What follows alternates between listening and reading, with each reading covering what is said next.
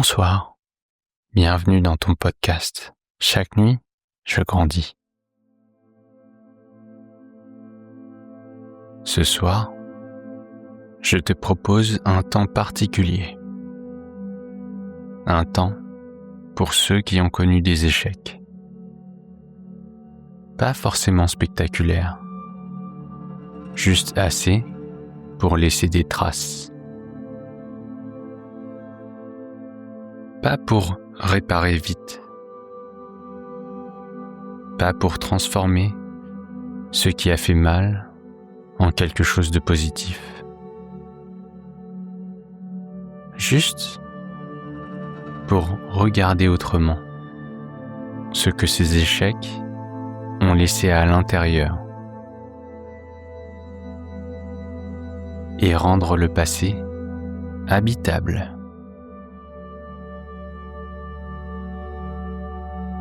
Tu n'as rien à réussir ici,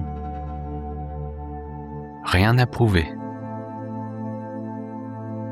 rien à comprendre jusqu'au bout. Tu peux écouter, même si tu te sens fragile, même si une partie de toi doute encore, même si tu es fatigué d'avoir porté, analysé et tenu trop longtemps.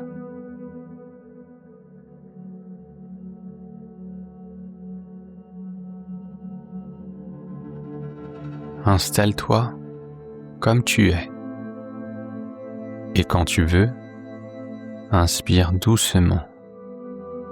Laisse l'air entrer sans le retenir. Puis relâche, comme si ton corps savait déjà comment faire.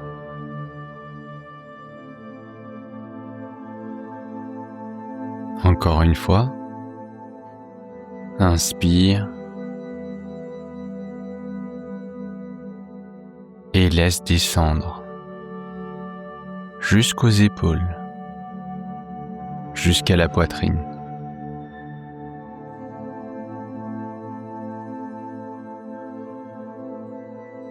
Ce soir, on ne va pas revenir sur un échec pour le revivre.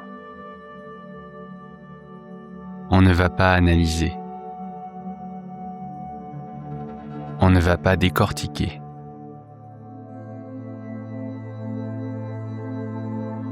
On va simplement reconnaître ce que ces échecs ont laissé dans le corps et dans la manière de se tenir face à la suite.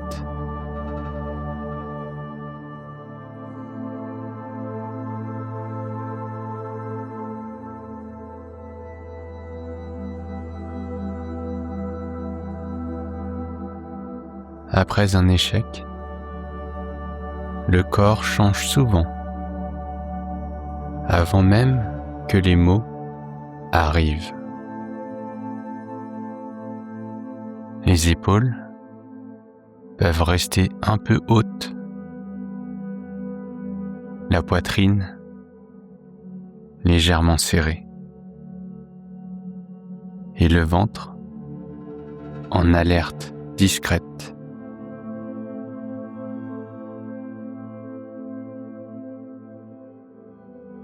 Si tu observes quelque chose comme ça, tu n'as rien à corriger. Ce corps ne s'est pas refermé contre toi. Il s'est refermé pour toi. Il t'a protégé.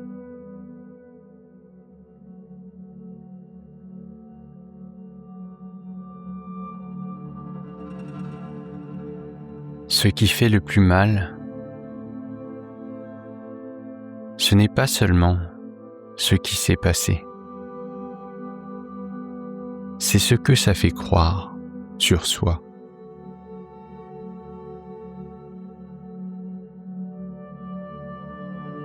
Sans qu'on s'en rende compte, une histoire peut s'installer. J'ai déjà essayé. Ça n'a pas marché. Peut-être que je ne suis pas fait pour ça.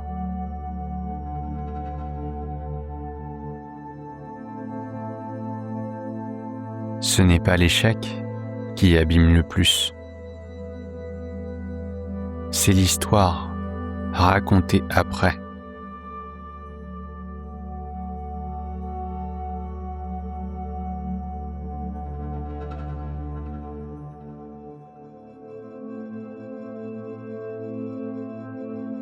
Imagine un instant que tu es en train de marcher.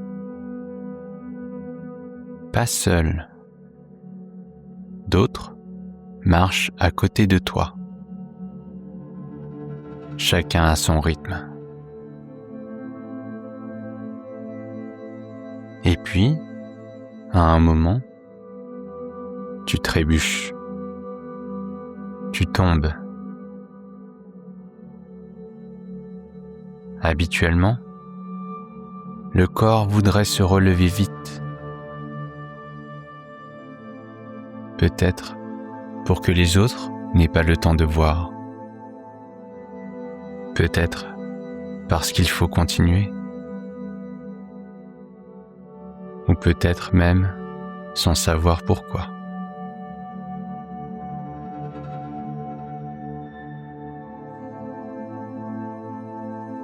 Là, pour une fois, tu n'as rien à faire. Tu n'as rien à prouver. Tu peux rester au sol quelques instants de plus.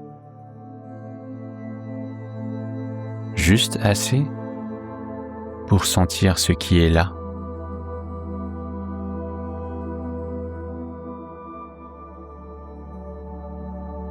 Le contact du sol sous ton dos, sa fraîcheur, sa stabilité.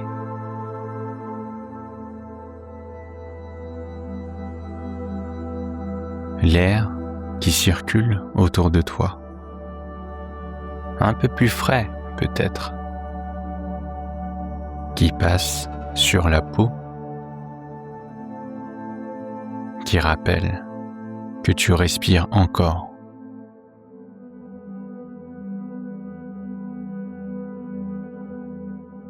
Et si tu veux, tu peux lever le regard, voir le ciel au-dessus,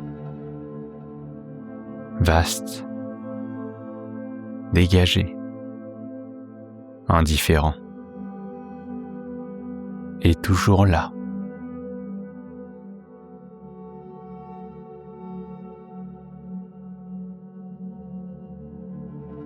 Tu es tombé, mais rien ne te presse.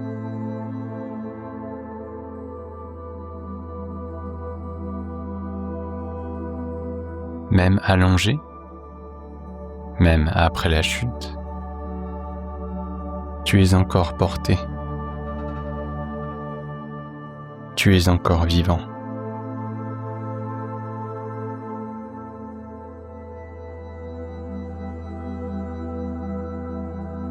Il y a une confusion très fréquente.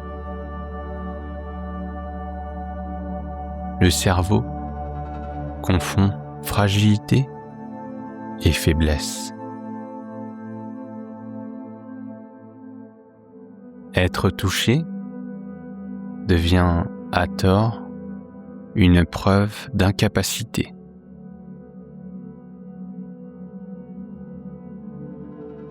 Avoir eu mal devient à tort un signe qu'on ne pourra plus.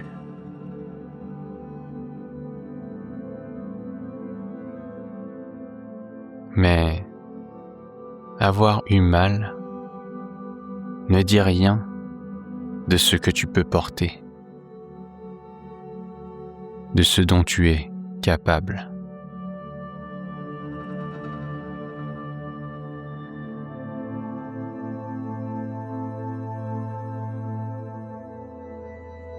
Quand on traverse des échecs, on croit souvent que quelque chose s'est cassé à l'intérieur. Comme si ce qui avait tenu jusque-là ne pouvait plus tenir maintenant.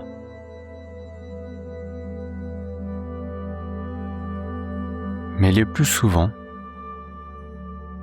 ce n'est pas une cassure, c'est une transformation. Une transformation lente parce qu'elle touche à la structure, pas à la surface.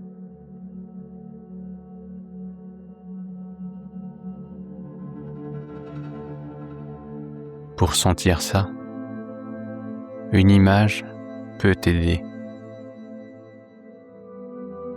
Imagine une matière qui change à cause de ce qu'elle traverse. D'abord, il y a le bois.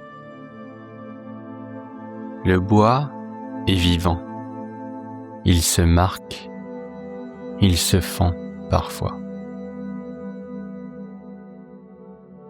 Mais ce sont ces marques qui font apparaître ces nervures, ces lignes uniques, ce que le temps révèle et pas ce qu'il détruit.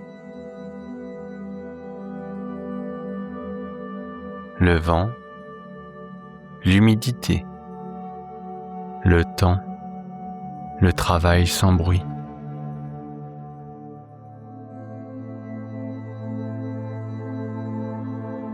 Puis, la pierre. La pierre ne devient pas lisse toute seule. Ce sont les frottements, les passages répétés, l'eau, le sable qui la polissent lentement.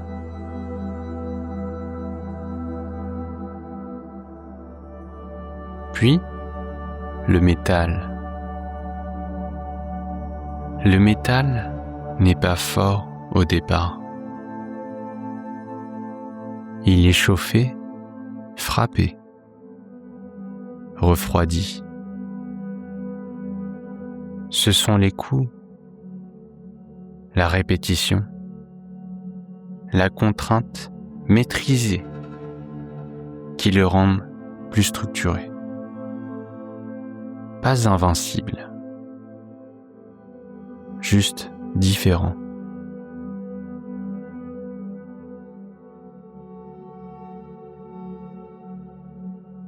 Et parfois, très loin dans le temps, le diamant. Pas parce que la pression était une chance, mais parce que la matière n'a pas disparu sous la pression. Elle s'est reconfigurée en profondeur.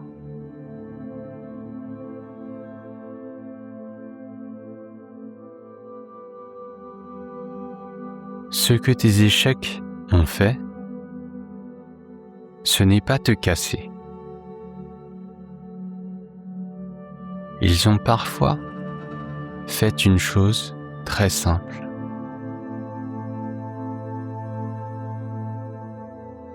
Certains échecs ont permis d'accepter plus vite,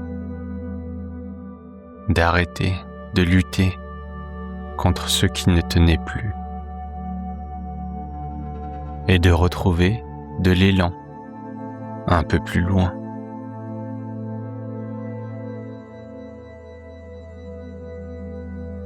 D'autres échecs ont obligé à regarder une vérité en face, une limite, un angle mort. Pas pour se juger, mais pour ajuster et devenir un peu plus juste.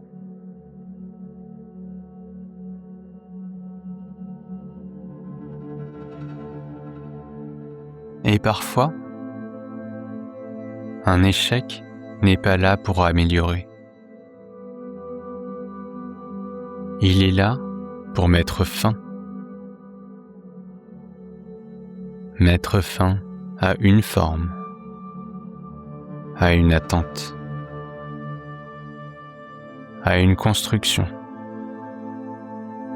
qui ne pouvait plus porter la suite.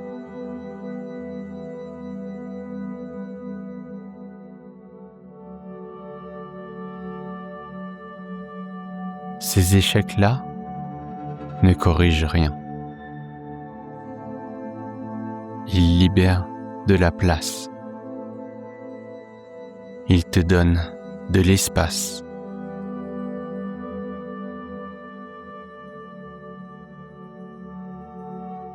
Tu n'as pas à savoir à quoi servent les tiens.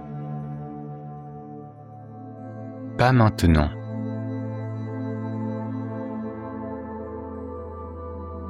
Le simple fait de ne plus te parler comme à quelqu'un de cassé est déjà un déplacement suffisant.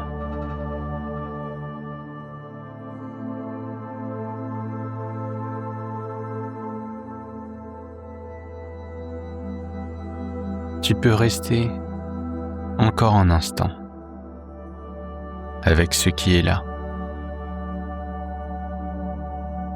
sans chercher à garder, sans chercher à comprendre.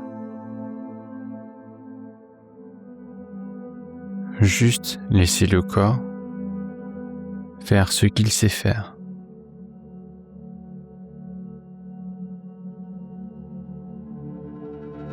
Inspire doucement.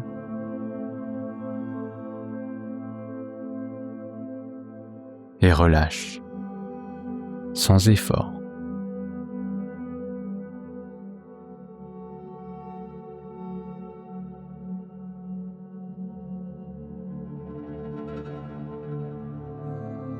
Rien n'est à terminer. Rien n'est à refermer. Ce qui a commencé ici peut continuer tout seul.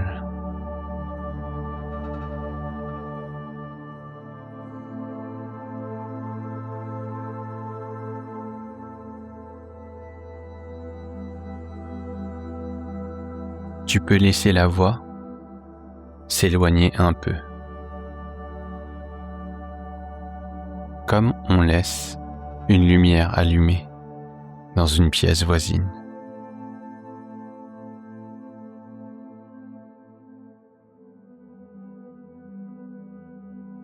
Ce n'est pas parfait, mais c'est toi. Et pour cette nuit, c'est suffisant.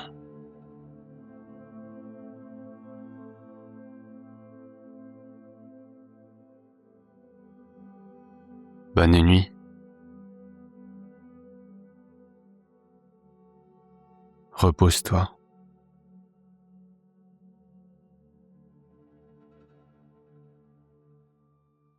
Tu es exactement là où tu dois être.